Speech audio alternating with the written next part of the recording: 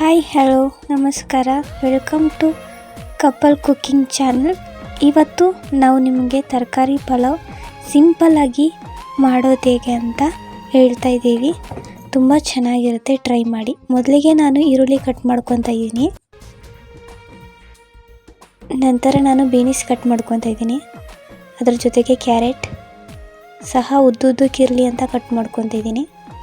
ನಿಮ್ಗೆ ಯಾವ ಥರ ಇಷ್ಟ ಆಗುತ್ತೋ ಆ ರೀತಿಯಲ್ಲಿ ಕಟ್ ಮಾಡ್ಕೊಳ್ಳಿ.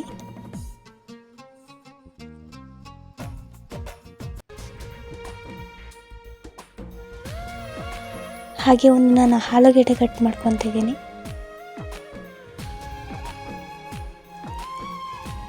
ನಾನು ಅದನ್ನ ಒಂದು ಪಾತ್ರೆ ನೀರಿಗೆ ಬೆರೆಸ್ಕೊಂಡು ಕ್ಲೀನಾಗಿ ವಾಶ್ ಮಾಡ್ಕೊತಾ ಇದ್ದೀನಿ.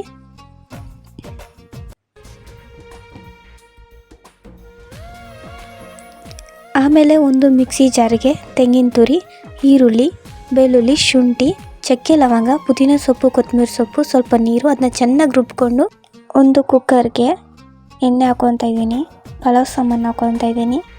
ಈರುಳ್ಳಿ ಮತ್ತು ಪುದೀನ ಸೊಪ್ಪು ಹಾಕ್ಕೊತಿದ್ದೀನಿ. ಅದನ್ನು ಒಂದು 3-4 ನಿಮಿಷ ಚೆನ್ನಾಗಿ ಫ್ರೈ ಮಾಡ್ಕೊಳ್ಳಿ.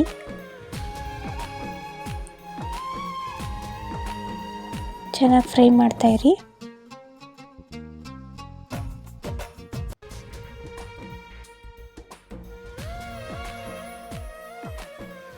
ನಂತರ ಆಗಲೇ ನಾನು ತರಕಾರಿನ ಕಟ್ ಮಾಡ್ಕೊಂಡಿರೋದನ್ನು ಅದನ್ನ ಚೆನ್ನಾಗಿ ವಾಶ್ ಮಾಡಿಬಿಟ್ಟು ಆ ತರಕಾರಿನ ಅದಕ್ಕೆ ನಾನು ಹಾಕ್ತಾಯಿದ್ದೀನಿ. ಅದನ್ನು ಚೆನ್ನಾಗಿ 1-2 ನಿಮಿಷ ಚೆನ್ನಾಗಿ ಫ್ರೈ ಮಾಡ್ಕೊಳ್ಳಿ. ಫ್ರೈ ಮಾಡ್ತಾನೆ ಇರಿ ಚೆನ್ನಾಗಿ. ಅದ ನಂತರ ಉಪ್ಪು ಹಾಕ್ಕೊಳ್ಳಿ. ನಿಮಗೆ ಬೇಕಾಗಿರೋಷ್ಟು ಎಷ್ಟು ಬೇಕೋ ಅಷ್ಟು ಹಾಕ್ಕೊಳ್ಳಿ. ಅದನ್ನು ಅದಕ್ಕೆ ಚೆನ್ನಾಗಿ ಮಿಕ್ಸ್ ಮಾಡಿ ಫ್ರೈ ಮಾಡ್ತಾಯಿರಿ.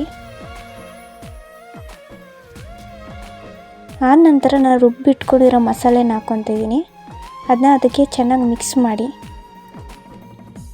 ಮಿಕ್ಸ್ ಮಾಡಿದ ತಕ್ಷಣ ನಾನು 1 ಲೋಟ ಅಕ್ಕಿಗೆ 2 ಲೋಟ ನೀರು ಹಾಕ್ತಾಯಿದ್ದೀನಿ.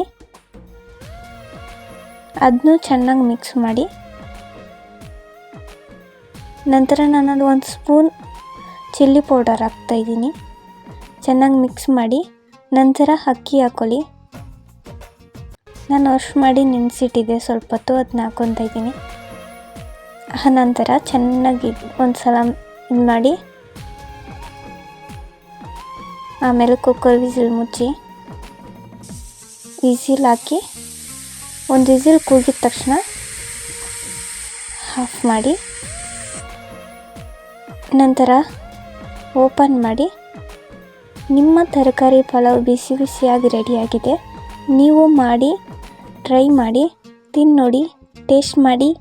ಚೆನ್ನಾಗಿದ್ದರೆ ಕಮೆಂಟ್ ಮಾಡಿ. ಡನ್. ಓಕೆ, ಧನ್ಯವಾದಗಳು.